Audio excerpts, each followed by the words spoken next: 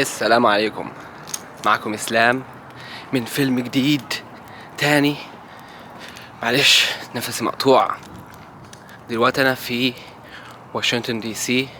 جيت الشارع ده مخصوص، الشارع اللي انا بديت منه لما جيت امريكا، واشتغلت فين واشتغلت ازاي واتعلمت انجليزي ازاي. فانا اقول لك،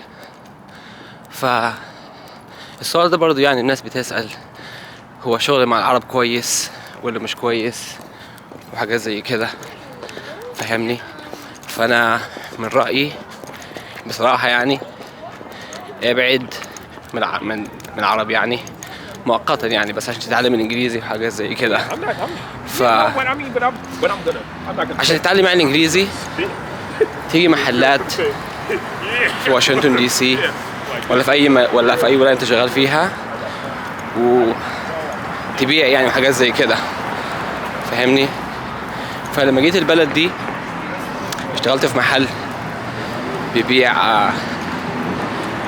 هدوم يعني اسمه تي جي ماكس. كان بيدوني مثلا $6 في الساعة، بس ده مطعم، $6 في الساعة. فما كانش يعني كفاية، وما كنتش برضو بتكلم انجليزي، فاهمني. فالانجليزي بتاعي كان تعبان. فقلت ايه، طيب بدل ما اتكلم عربي يبقى مصلحة. طب اشتغل فين اطلع فلوس يعني، عشان اطلع فلوس يعني باللغة بتاعتي. انا ما بتكلمش انجليزي بس بتكلم عربي. فايه، جيت الحتة اللي فيها السياح، فاهمني، السياح. فلقيت ايه، ان انا لو جيت حتة السياح بيجوا فيها العرب فعايزين يشتروا، فانا ببيع. فاشتغلت بحاجة اسمها الكوميشن. الكوميشن بقى ايه، محلات زي كده. فين ده؟ هنعدي طبعا عشان ده كله محلات. بص كله على اخره محلات اهو. المحل اللي اشتغلت فيه اول ما جيت امريكا يا جدعان اهو، المحل ده. شايف المحل ده اللي اشتغلت فيه $6 في الساعة. طيب هوريك محل تاني بقى، كل ما تبيع كل ما تعمل فلوس، فبيسموه الشغل بالكوميشن يا معلم. فدي الحاجة اللي استفدت منها انا وعملت منها فلوس، اللي هو بالكوميشن. بدل ما انت تشتغل $6 في الساعة وما تعملش كوميشن، لا طب انا اشتغل مثلا $5 في الساعة وكل حاجة ابيعها اعمل فيها كوميشن، فاهمني. طبعا دي الحاجة الاحسن. فعشان كده اشتغلت في الديزل واشتغلت في الالدو واشتغلت في حاجات تانية في المحل ده. بص ده برضه بالكوميشن،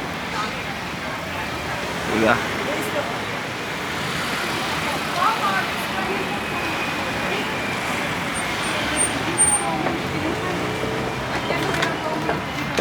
فده الشارع في واشنطن دي سي اسمه ام ستريت. بص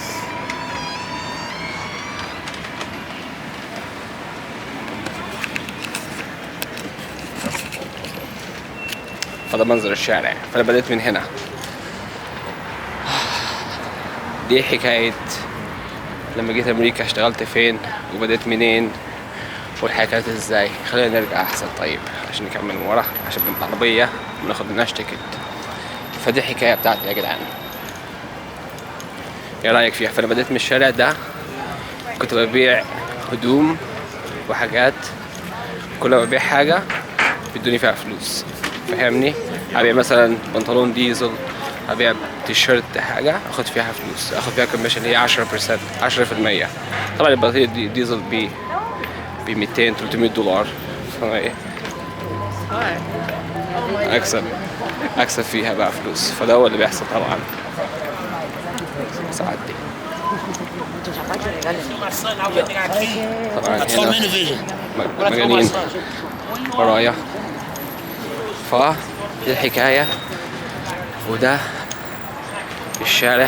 خدكم بقى ايه على الشاشة، اتكلمت كتير.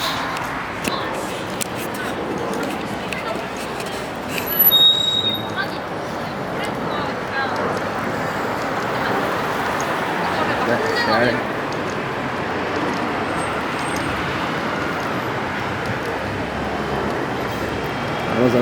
امازون لكن هناك انا، فده المهم، ده الشارع.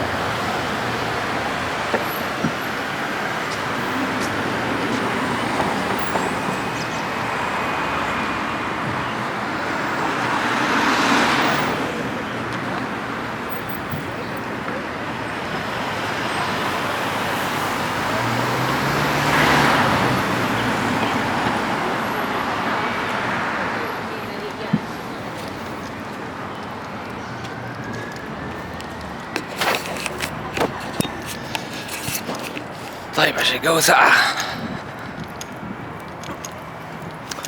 لازم تيجي الشارع ده. الشارع ده بجد جامد جامد جامد جامد جامد أوي أوي أوي.